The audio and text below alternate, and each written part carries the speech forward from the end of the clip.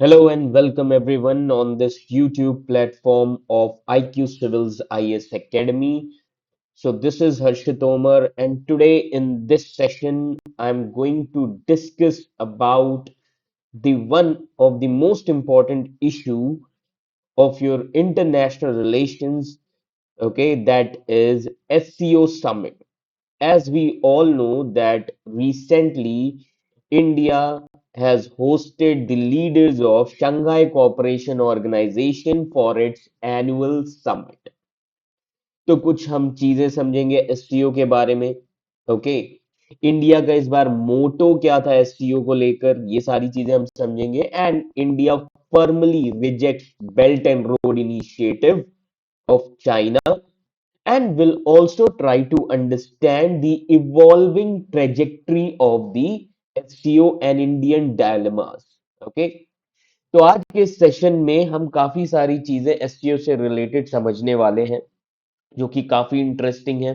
Okay, आपके GS paper two international relation से भी, पीएसआईआर ऑप्शनल से भी, as well as for your prelims examination current affair. Okay, तो बिना किसी देरी के हम शुरू करते हैं लेक्चर।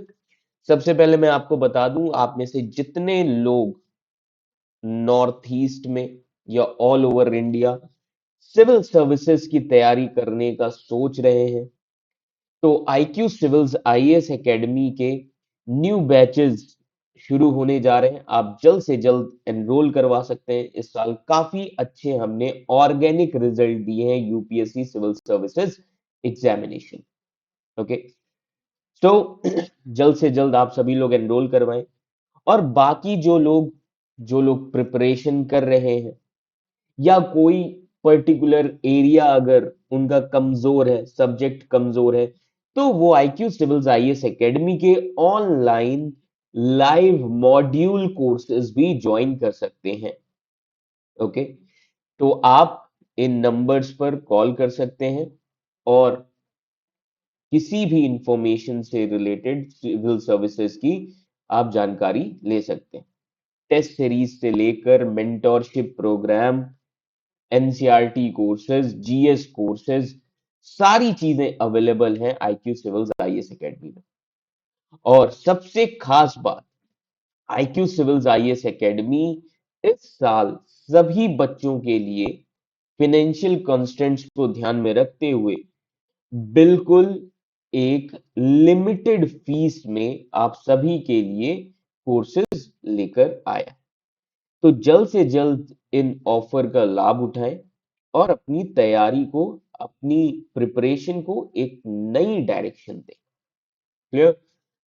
सो जैसा कि मैंने आप सभी को बताया अभी, that India once again refuse to endorse China belt and road initiative. Okay, and India is the only nation in Shanghai Cooperation Organization that did not sign an agreement in support of ambitious project. India अभी भी belt and road initiative को support नहीं कर रहा। So recently, India has hosted the leaders of Shanghai Cooperation Organization for its annual summit. Okay, so this is the year of India's presidency also.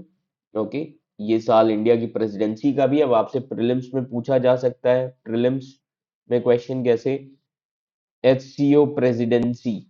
Okay, so in 2023 SCO presidency किसके पास है? India के पास। Clear? So this is the year of India's presidency also. Clear? That is why India has to give its best diplomatic, you can say diplomatic foot forward. तो अब basically summit ये जो हुई थी, आप देख सकते हैं इस पिक्चर में, the summit was held in virtual format. Virtual format. Clear? So the summit was held in virtual format. अब क्या चीजें डिनाई नहीं की जा सकती? अब आपको पता है कि अगर हम इंडिया की पोजीशन देखें डिप्लोमेटिक एरिया में, so India is trying to engage with West also as well as East also. Now, if you see SCO, SCO as a platform where China is also there, Russia is also there. Okay, these countries are having anti-West sentiments. Getting my point? So, what cannot be denied is India's continued ability to engage with the West.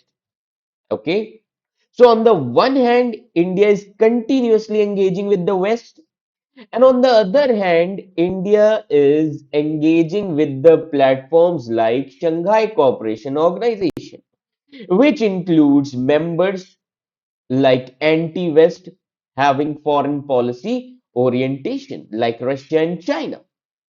Okay, that is why under Indian leadership, SCO members they signed New Delhi Declaration. SCO members ने sign किया new Delhi declaration. Okay, new Delhi declaration क्या है? This shows or you can say charting the areas of cooperation, okay, among the members. Okay, so basically these members or they call it as formation of a more representative and multipolar world order. They call it as more representative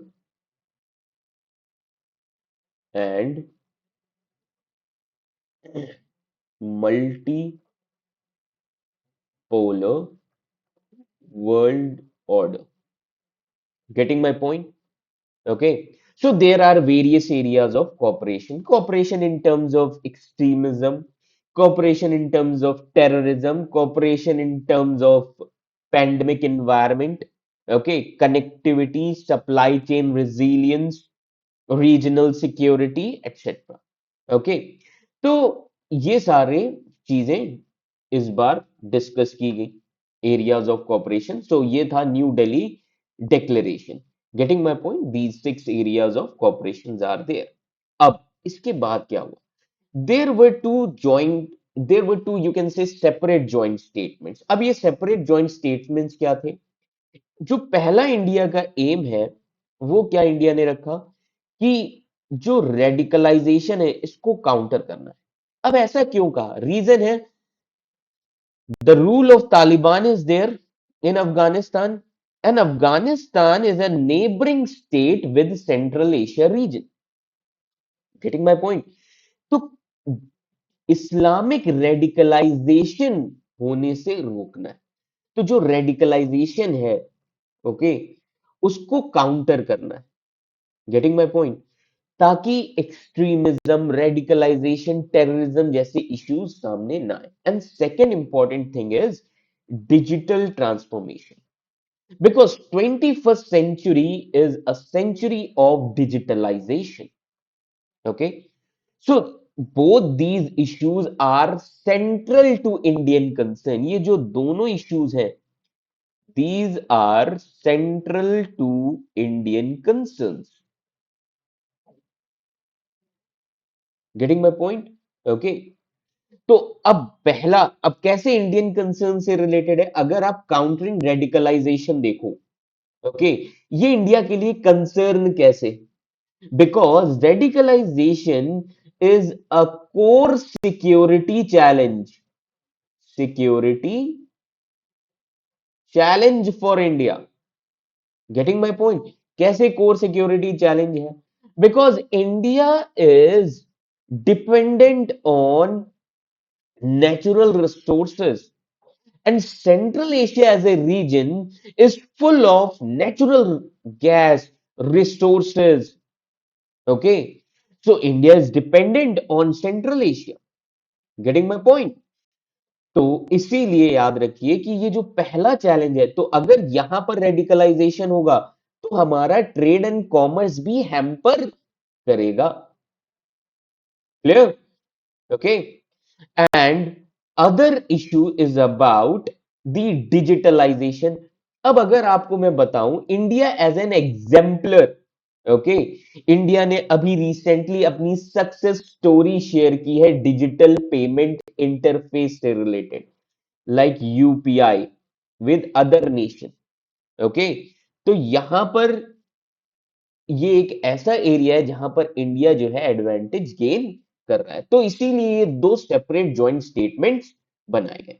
getting my point. Apart from this और किन किन चीजों से related बातें हुई? अब आप सभी को पता है that in SCO Pakistan is also a member, China is also a member. Okay, so taking on Pakistan directly, clear, and attitude Nations like China, तो हमारे प्राइम मिनिस्टर ने इन दोनों ही नेशंस पर बात की। ओके, सो तो इंडिया ने पाकिस्तान का भी मुद्दा रखा टेररिज्म से related, and duplicitous attitude of nations like China, दोनों पर ही बातें रखी इंडिया ने। Okay, like our prime minister said, some countries use cross border terrorism as an instrument of their policies। खुल के बोला, टेररिज्म पर पाकिस्तान को टारगेट किया कि टेररिस्ट को शेल्टर प्रोवाइड करते हैं। इसीलिए हमारे प्राइम मिनिस्टर ने कहा कि SCO should not hesitate to criticise such nations. Getting my point, that there should be no place for double standards. एक तरफ आप क्या करते हो, टेररिज्म को पनाह भी देते हो, दूसरी तरफ आप पीस की भी बातें करते हो, तो डबल स्टैंडर्ड्स नहीं होने चाहिए इन मैटर्स में। Getting my point. तो ये सारी चीजें रखी गई सामने। ओके, सो इसीलिए prime minister Modi was making clear that sanctimonious statements from SCO on terrorism have no meaning।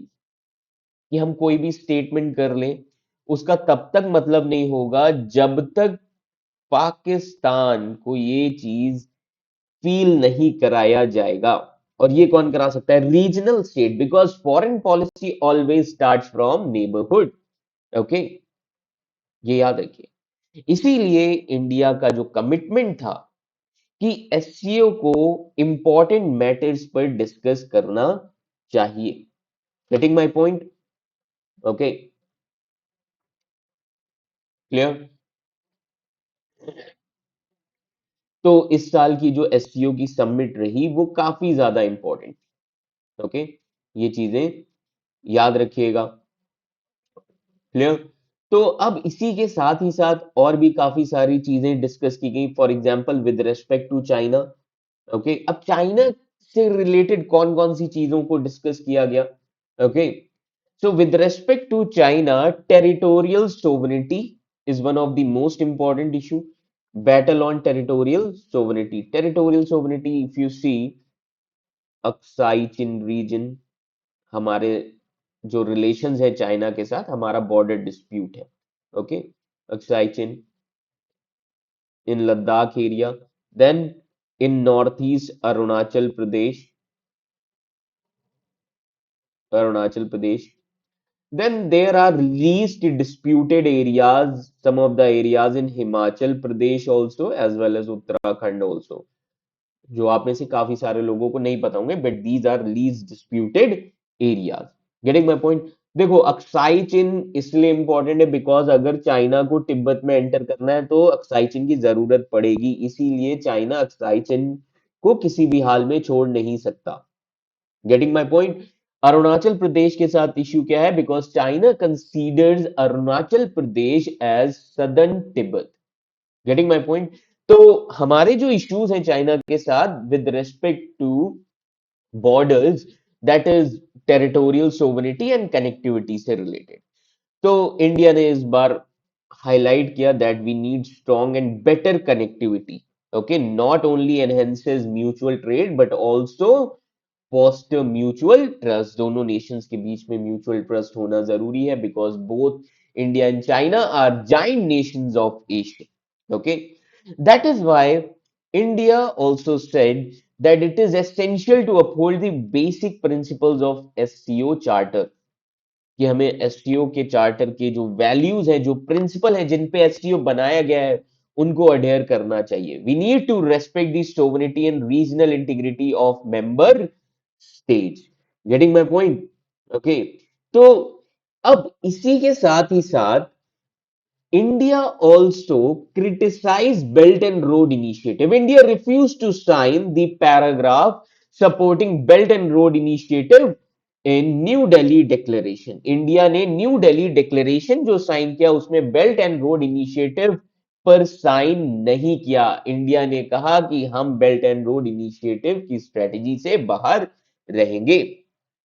Getting my point? So India stayed out of a joint statement on SCO Economic Development Strategy 2030.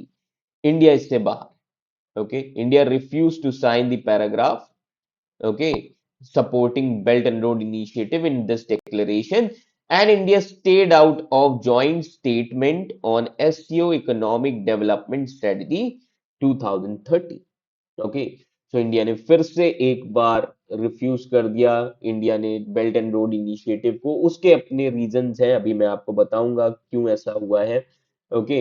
C belt and road initiative की जब हम बात करते हैं, belt and road initiative, okay, now belt means land corridor, corridor, okay, land corridor, okay, which इसका जो सबसे important project है OBOR, one belt one road corridor. Road means maritime silk road, maritime silk road project. Getting my point? तो ये जो belt and road initiative project है, this was launched in 2013 as a new silk road. इसको launch किया गया 2013 में as a new silk road, silk road by China's president Xi Jinping. Okay. So it is basically, इस project का aim क्या है? इस प्रोजेक्ट का एम ये है कि ईस्ट को कनेक्ट किया जाए यूरोप से through physical infrastructure.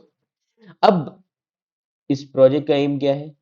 To connect east with west. West means Europe, okay, east means China India. जब भी हम ईस्ट बोलते हैं that means China India. Getting my point? तो अब कनेक्ट कैसे किया जाएगा? कनेक्ट करने के लिए आपको इंफ्रास्ट्रक्चर की जरूरत पड़ेगी, आपको इन्वेस्टमेंट की जरूरत पड़ेगी। बट पहले किस चीज की जरूरत पड़ेगी? इंफ्रास्ट्रक्चर। इंफ्रास्ट्रक्चर मींस आपको रोड बनाना पड़ेगा, रेलवे बनाना पड़ेगा, रेलवे कॉरिडोर, हाईवेज बनाने पड़ेंगे। Getting my point? Clear? And maritime के लिए आपको पोर्ट्स चाहिए होंगे, इसीलिए देखिए श्रीलंका में हम्बनतोता पोर्ट। Getting my point? तो ये सब इंफ्रास्ट्रक्चर है। जब इंफ्रास्ट्रक्चर हो जाएगा देन क्या लगेगा? इन्वेस्टमेंट। तब इन्वेस्टमेंट होगी and industries will set up. Getting my point? So it is essentially a vast collection of development and investment initiative, okay, which will link East Asia and Europe through physical infrastructure. This much is clear to all of you. Now, तो अब अगर हम बात करते हैं belt and road initiative की, so now you can see here that the project has expanded to Africa also, BRI, okay, में Africa भी आता है, देन ओशियानिया रीजन भी आता है, okay, then Latin America is also a part of belt and road initiative. This start from here China, okay. See the expansion of belt and road initiative. Clear? So इससे क्या हो रहा है? China का जो इकोनॉमिक एंड पॉलिटिकल इंफ्लुएंस है other countries में काफी ज्यादा बढ़ रहा है। समझ में आ रहा है? ये याद रखिएगा। So because of Belt and Road Initiative, China's economic and political influence has been increasing. Okay. So as of March 2022, कहा जाता है nearly 147 countries they have joined Belt and Road Initiative. इन्होंने join कर लिया BRI. Okay. By signing MOU with China. Okay. And इस साल even Afghanistan जहां पर तालिबान रूल कर रहा है, तालिबान ने भी इसको ज्वाइन कर लिया है बेल्ट एंड रोड इनिशिएटिव को। Okay. So one of the biggest issues that India is facing is that is CPEC corridor. India के लिए जो सबसे इंपॉर्टेंट कंसर्न है that is CPEC, China Pakistan economic corridor.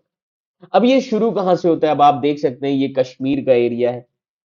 Okay, so it starts from Kashgar region of China, west China में जो कशगार reason है वहां से शुरू होता है। ओके, कशगार रीजन कौन सा है?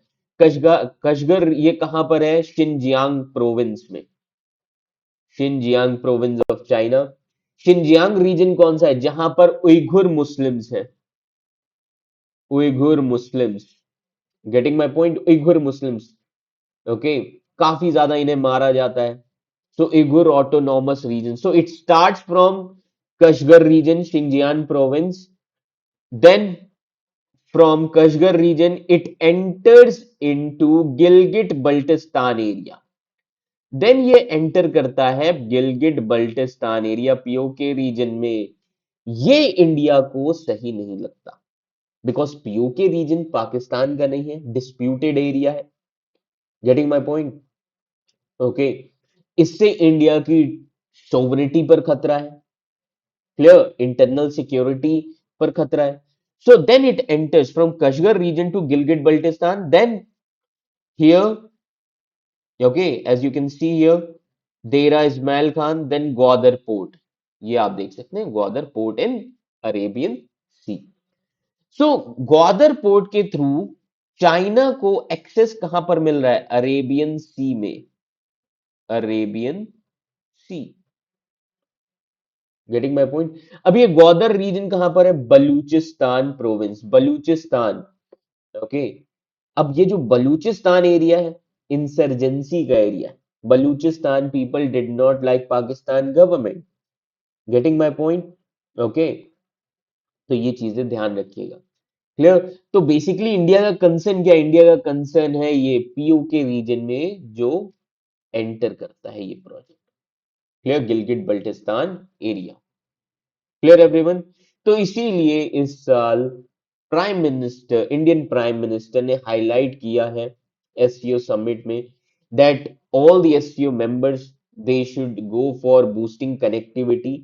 ओके, बट उन्होंने ये भी कहा कि अगर हम कनेक्टिविटी प्रोजेक्ट्स रन करते हैं, we need to keep in mind that we need to respect the basic principles of SCO charter, especially sovereignty and territorial integrity of member state। ये बेसिकली उन्होंने चाइना के लिए कहा। समझ में आ रहा है? Okay, so India is also very that project boost China's strategic presence in the region. तो इंडिया को ये पता है कि बीआरआई के थ्रू चाइना की स्ट्रेटेजिक प्रेजेंस और ज्यादा बढ़ जाएगी।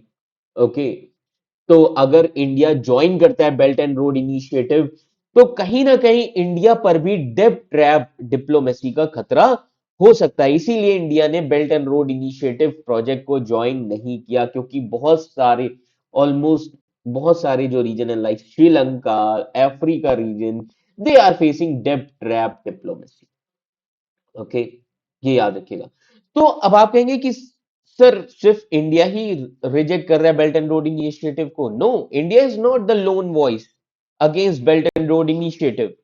US and other major allies they also see belt and road initiative with suspicion that it is a part of debt trap diplomacy।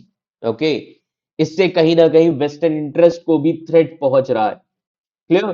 तो ये कुछ सारी चीजें हैं जिसकी वजह से इंडिया इस प्रोजेक्ट को रिजेक्ट करता है। Clear everyone? ओके, ये याद रखिएगा, clear. So basically this year, okay, our prime minister, Indian prime minister, okay, he highlights the growing challenges for India। okay, और कौन कौन सी फॉल्ट लाइंस है एसटीओ में, इन सभी चीजों को हाईलाइट किया है। सो सबसे बड़ी फॉल्ट लाइन, तो our prime minister, India highlighted the fault lines, clear. So fault lines in SCO. अब पहली फॉल्ट लाइन क्या इंडिया ने हाईलाइट की? Bilateral ties, with both Pakistan and China. Getting my point? Okay.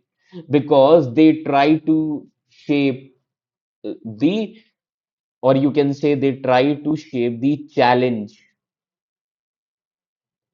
for India's foreign policy. Getting my point? Okay. तो इसीलिए India ने ये भी रखा कि एससीओ एक ऐसा प्लेटफॉर्म है जहां पर सभी नेशंस को साथ में आना चाहिए, ओके, एंड फ्यूचरेबल ऑब्जेक्टिव्स के लिए काम करना चाहिए। Getting my point? ओके, तो ये सारी चीजें याद रखिएगा। क्लियर? तो ये काफी सारी इंपॉर्टेंट चीजें हैं। Then another important thing is Iran. तो अभी मैंने आपको रशिया और चाइना के बारे में बताया, एंटी वेस्ट सेंटिमेंट्स। इस साल ईरान ने भी ज्वाइन किया है एससीओ को। Okay, so this year there is Iran also, and Iran became the newest member of SCO this year. अब आपसे प्रीलिम्स में ये पूछा जा सकता है, Iran is a member of SCO? Yes. Okay, Iran became newest member of SCO. Clear?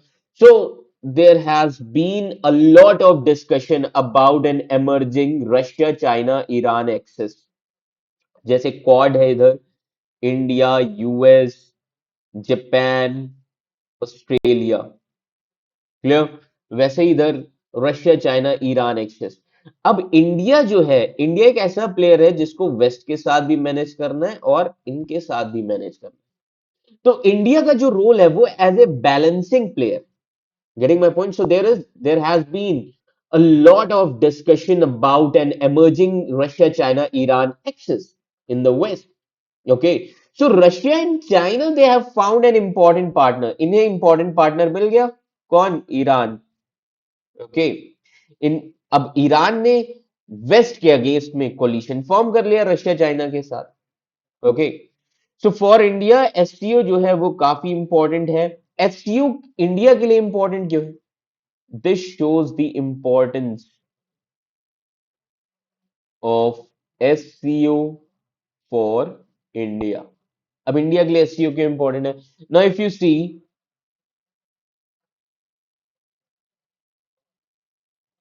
India as a region, so neighbourhood, Pakistan, Afghanistan, Nepal, Bhutan, Bangladesh, Myanmar, Sri Lanka, Maldives, these are neighborhood.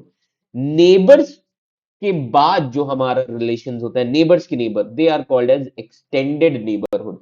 तो Central Asia जो है इंडिया का एक्सटेंडेड नेबरहुड है। समझ में आ रहा है? तो सेंट्रल एशिया से एंगेज करने के लिए प्लेटफॉर्म क्या है हमारे पास? SCO, Shanghai cooperation organisation. So for India, SCO is important to engage its extended neighborhood in Central Asia. So India can use SCO as a platform to engage with Central Asia more productively. Clear? So if it continues to evolve into an anti-West platform, तब वो India के लिए dilemma हो जाएगा। समझ में आ रहा है? क्लियर? अगर SCO, Shanghai cooperation organisation, anti west platform पूरी तरीके से बन जाएगा, तब इंडिया के लिए ये डायलेमा हो जाएगा, pertaining to both its bilateral divergence with China and Pakistan also, जो कि एससीओ के ही मेंबर है ऑलरेडी, उनके साथ हमारे बायलैटरल डाइवर्जेंस हैं। एंड देन तब एससीओ के साथ भी हमारे डाइवर्जेंस हो जाएंगे। Getting my point? इसीलिए इंडिया को इन सब चीजों का ध्यान रखना है, इंडिया को बहुत ही बैलेंसिंग एक्ट लाना है। Clear? So four Central Asian countries which formed SCO in 2001 with China and Russia, they will also have their own challenges with the evolving trajectory of SCO. Okay? अभी मैं आपको बताऊंगा SCO बना कैसे। आप लोग क्या करते हो? रट लेते हो कितने मेंबर्स हैं, कब बना, ऐसे बिल्कुल नहीं पढ़ना है यूपीएससी के लिए। समझ में आ रहा है? अभी मैं आपको स्टोरी से ही समझा दूंगा किस तरीके से एससीओ बना। ओके, तो अगर हम वे फॉरवर्ड की बात करें, सो इंडिया के लिए सेंट्रल एशिया बहुत इंपॉर्टेंट है। Central Asia is a critical geography for India.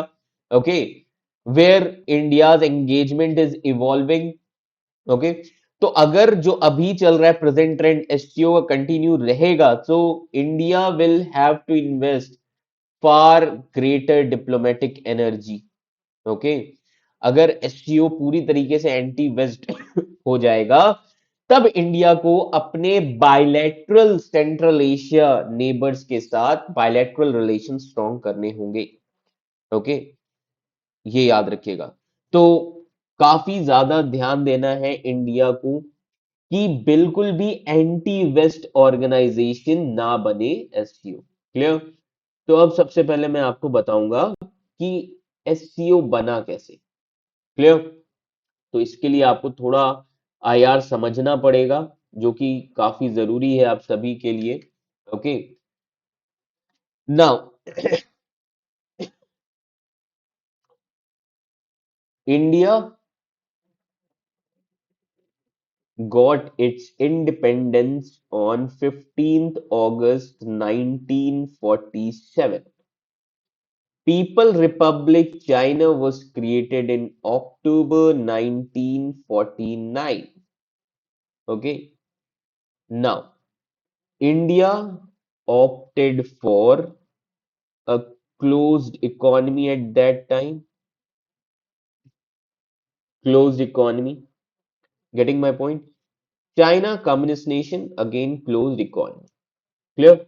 Now, rising China, अब एक टॉपिक है आपका rising China in world history. Rising China, this start from 1978। अब 1978 मींस, जैसे इंडिया के लिए 1991 बहुत इंपॉर्टेंट ईयर है। Why? Because India transition from close to open economy. Similarly, China transitioned towards open economy in 1978. Getting my point? So China's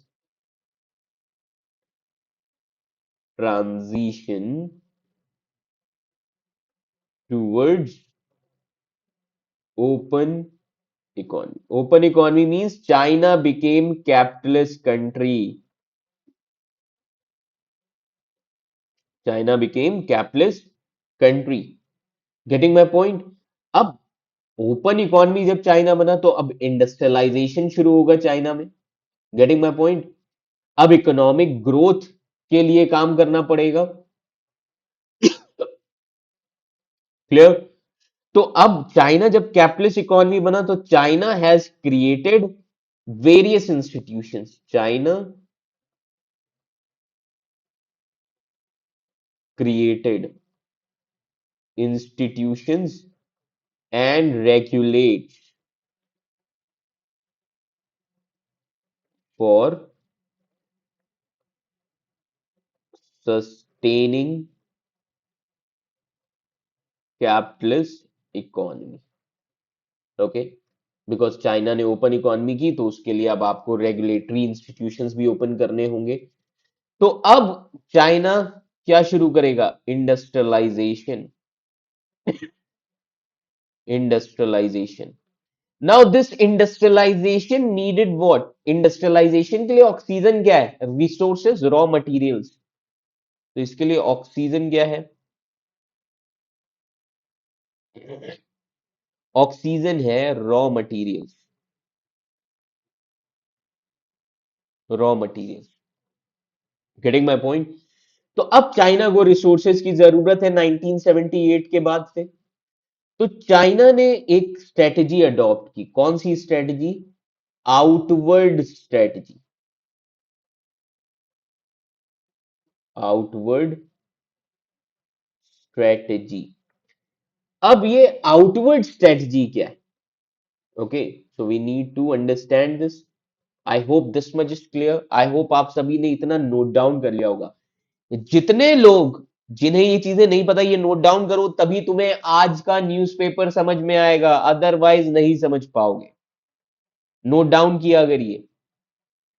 clear? Outward strategy. Now, तो अब समझिए अब चाइना को जरूरत है रिसोर्सेज की, तो चाइना ने अडॉप्ट किया आउटवर्ड स्ट्रेटेजी। क्लियर?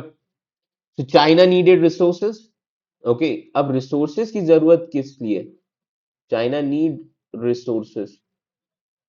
रिसोर्सेज की जरूरत क्यों?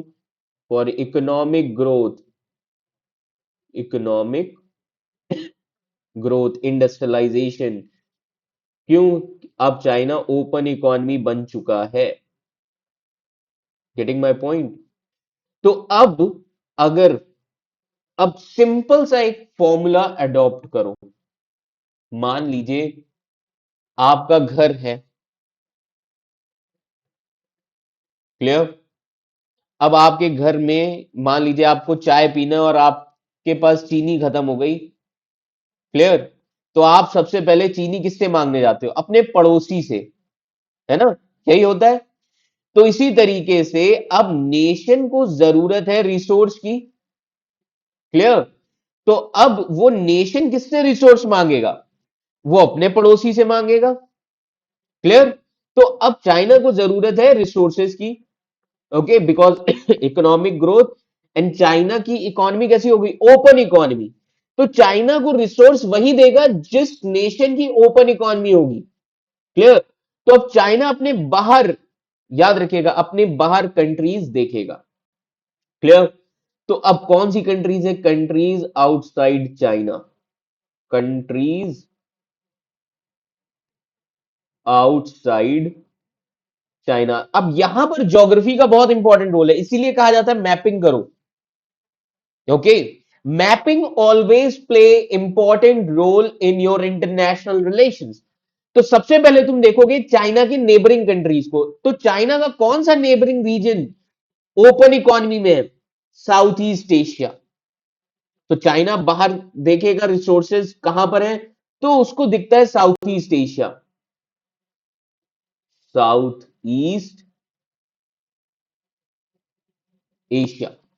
Getting my point? अब साउथ ईस्ट एशिया क्यों इंपॉर्टेंट है? Because of natural, this is a natural area. Okay, for China.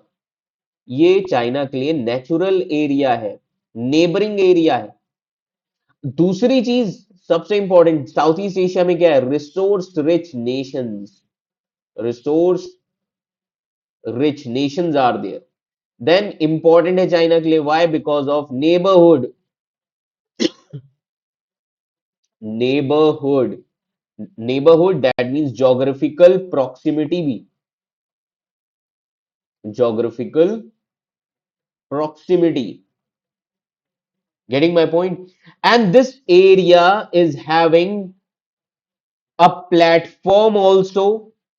Okay, and the economies have adopted open economy. तो already इनका एक platform बन चुका था 1967 में, that is ASEAN.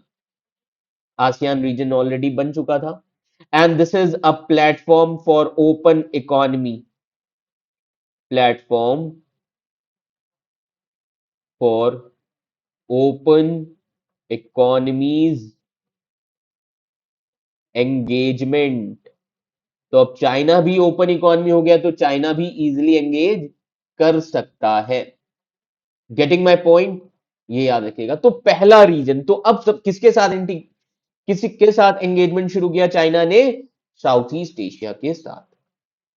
This much is clear to all of you? Okay, अब China को फिर से देखना मैप में, आपको सेंट्रल एशिया भी नेबरिंग रीजन मिलेगा। समझ में आ रहा है? और सेंट्रल एशिया में बहुत ज्यादा रिसोर्सेज है। तो आप कहेंगे कि सर सेंट्रल एशिया के साथ क्यों नहीं किया? Let me tell you that at that time Central Asia, ये जो है Central Asia was a part of USSR, Soviet Union का पार्ट था। समझ में आ रहा है? सेंट्रल एशिया इंडिपेंडेंट रीजन कब बना? 1991, जब यूएसएसआर डिसइंटीग्रेट हो गया और रशिया एक नया नेशन बना। क्लियर? ये याद रखिए। सो 1991 में कोल्ड वॉर खत्म होता है। 1991 Cold War ended. Okay, that means due to the USSR disintegration. USSR disintegration. Okay, तो सेंट्रल एशिया सेकेंड रीजन बना. Central Asia second important region बना चाइना के लिए, नेबरिंग रीजन है. Now, why Central Asia is important? Because of resource-rich nation, resource-rich nations, geographical proximity,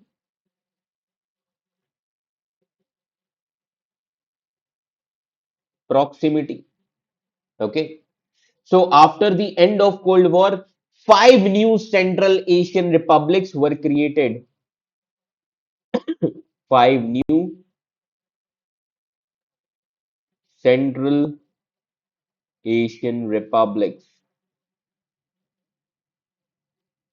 were born. Getting my point? Okay. अब पांच नए independent reason बने. But आप ऐसे तो एंगेज कर नहीं सकते. पॉलिसी की क्लैरिटी नहीं थी. अब चाइना के लिए भी कुछ लिमिटेशन थी. Lack of policy clarity, policy की क्लैरिटी ही नहीं थी. समझ में आ रहा है? क्लियर? तो इसीलिए याद रखिए, now lack of policy clarity, border issues were also there, border disputes भी थे इनके साथ. तो अब चैलेंजेस क्या थे चाइना के लिए? So let me tell you the challenges. challenges challenges like lack of policy clarity, then border disputes. Yes, border disputes with Central Asia also. Getting my point? Then China has adopted wait and watch policy. तब China ने कहा कि अभी हम कोई भी reaction नहीं देते, we will wait. So China adopted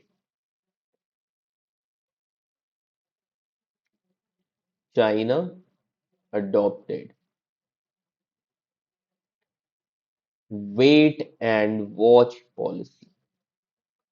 And then in 1996 में चाइना क्रिएटेड Shanghai 5. Shanghai 5 बहुत इंपॉर्टेंट ऑर्गेनाइजेशन है ये. So China created Shanghai 5 group. This group was created by China. Shanghai 5 means Shanghai is an important city of China. 5 means 5 Central Asian republics. Okay, so China created a group. Okay, China brings Central Asian countries together and now we will solve the border problems. तो China ने ये group बना दिया. तब China ने कहा now we will solve the border problems. Okay, so China then adopts the accommodating behavior. Clear? China ने concessions करना शुरू किए सेंट्रल एशियन नेशंस के साथ, उनके इंटरेस्ट को अकोमोडेट किया. क्यों कर रहा है चाइना ये सब? क्योंकि चाइना को जरूरत है सेंट्रल एशिया की रिसोर्सेस के लिए. And then in 2001 border issues were solved. In 2001 China के जो बॉर्डर इश्यूज थे सेंट्रल एशिया के साथ वो सॉल्व हो गए. Border problem was solved. Getting my point?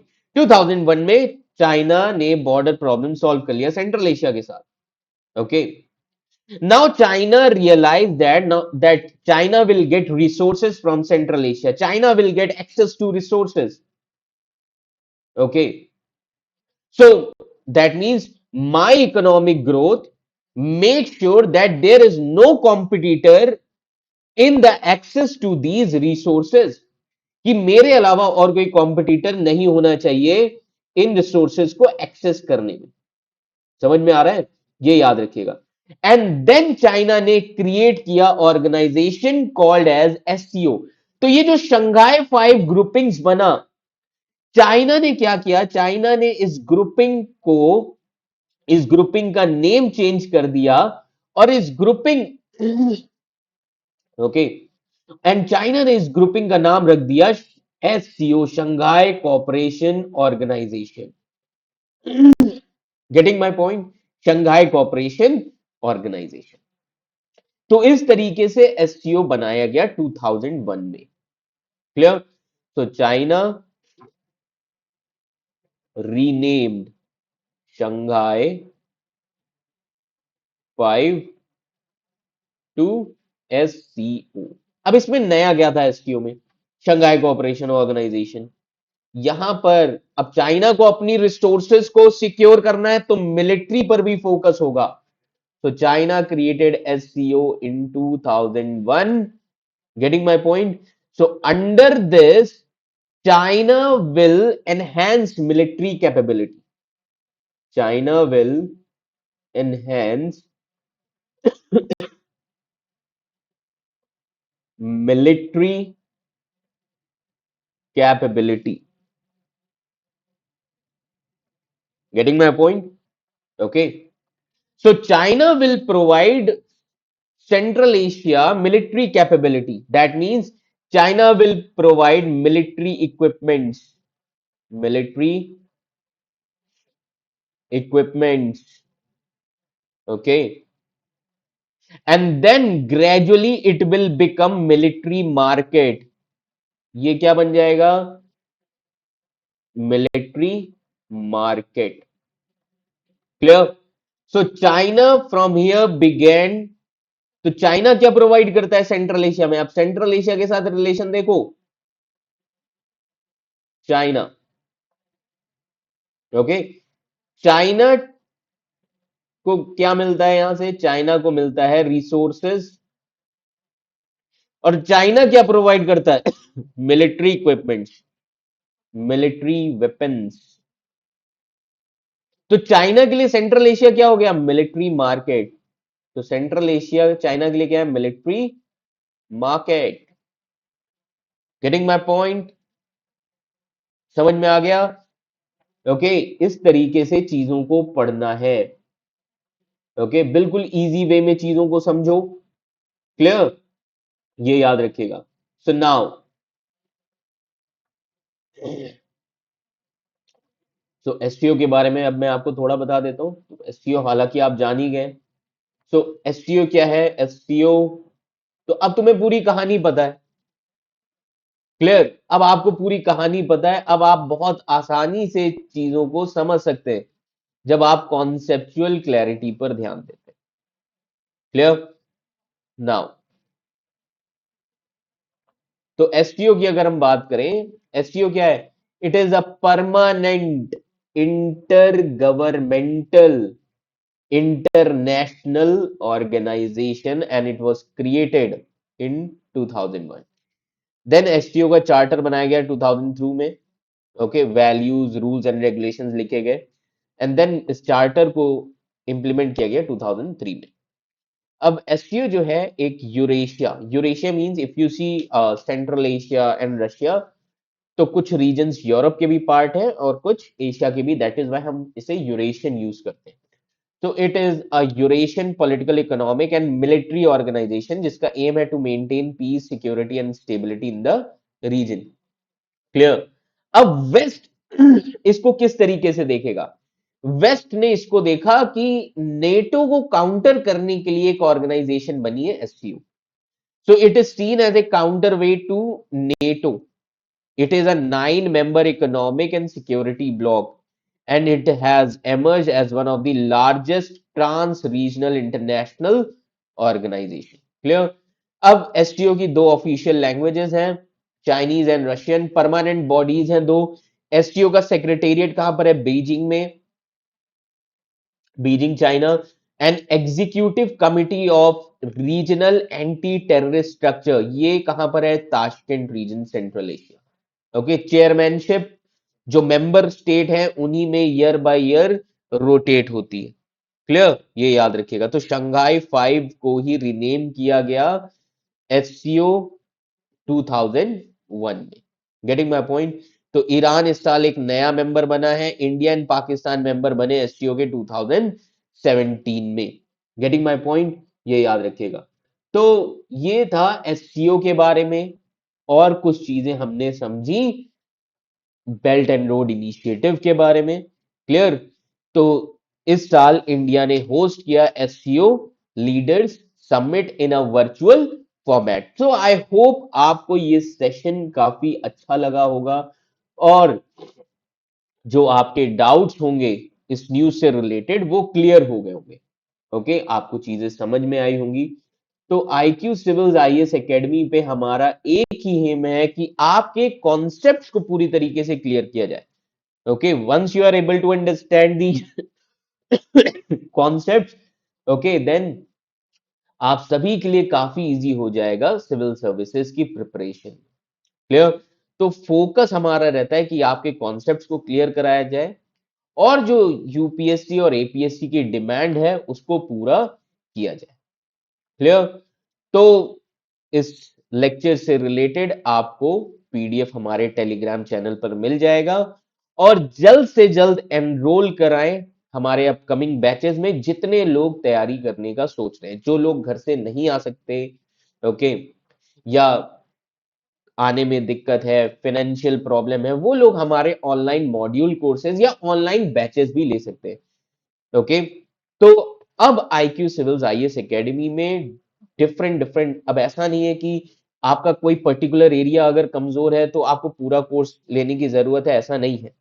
Okay, आप उस सब्जेक्ट की भी क्लास ले सकते हैं हमारे मॉड्यूल कोर्सेज में। बाकी new batches offline online are going to start. Okay, 15th of July को हमारा न्यू बैच शुरू हो रहा है, then 20th and 25th July. Okay, तो डिफरेंट डिफरेंट स्लॉट्स अवेलेबल हैं, आप बुक कर सकते हैं अपनी सीट। ओके, तो ऑफलाइन कोर्सेज के लिए, ऑनलाइन कोर्सेज के लिए आप जल्द से जल्द रजिस्टर करवा सकते हैं इन नंबर्स पर। So thank you so much.